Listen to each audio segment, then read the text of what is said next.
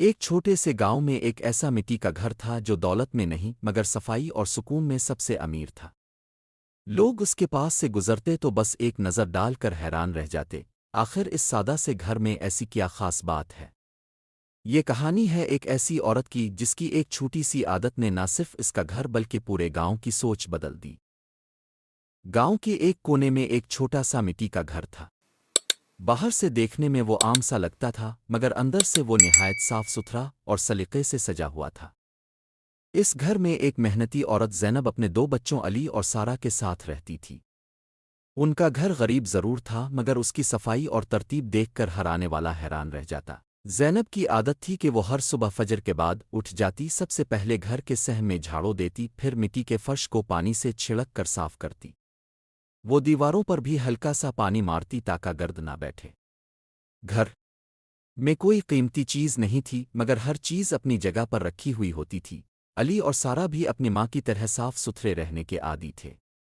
وہ اسکول جانے سے پہلے اپنا بستر خود تہہ کرتے، کپڑے درست کرتے اور ماں کا ہاتھ بٹاتے۔ زینب ہمیشہ انہیں ایک بات سکھاتی، بیٹا گھر بڑا چھوٹا نہیں ہوتا، صاف گندا ہوتا ہے۔ گاؤں کے دوسرے بچے اکثر ان کے گھر آتے اور کھیلتے مگر ایک بات سب کو عجیب لگتی کہ زینب ہر بچے کو پہلے ہاتھ دھلوانے کے بعد ہی گھر کے اندر آنے دیتی۔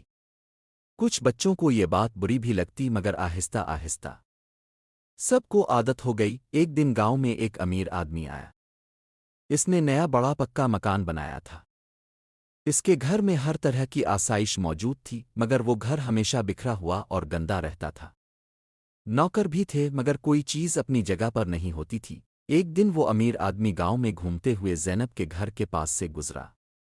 اس نے دیکھا کہ چھوٹا سا مٹی کا گھر ہے مگر صحن صاف، دیواریں چمک رہی ہیں اور اندر سے خوشبو آ رہی ہے۔ وہ حیران ہو کر اندر چلا گیا۔ زینب نے اسے خوش آمدید کہا اور سادہ سا پانی پیش کیا۔ آدمی نے گھر کا جائزہ دیکھ کر بہت متاثر ہوا۔ وہ واپس اپنے گھر گیا اور پہلی بار اس نے غور کیا کہ اس کا اپنا بڑا سا گھر کتنا بکھرا ہوا ہے۔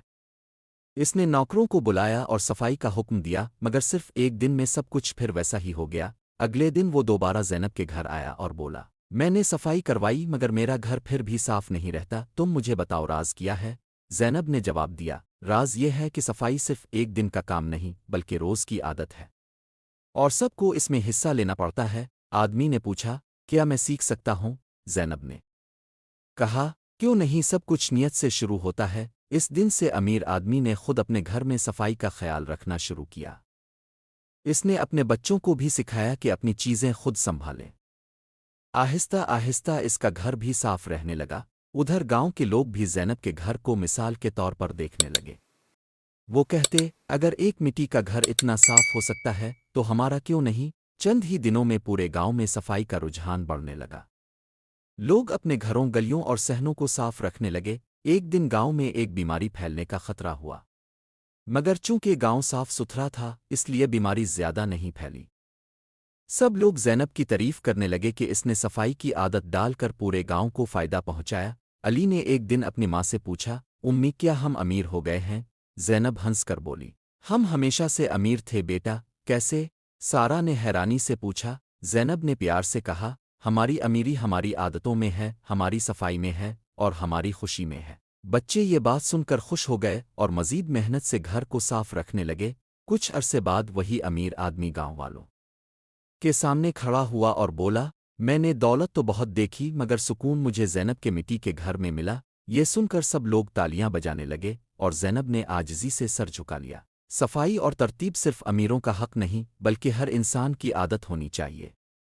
اصل خوبصورتی دولت میں نہیں بلکہ سلیقے، محنت اور صاف دلی میں ہوتی ہے۔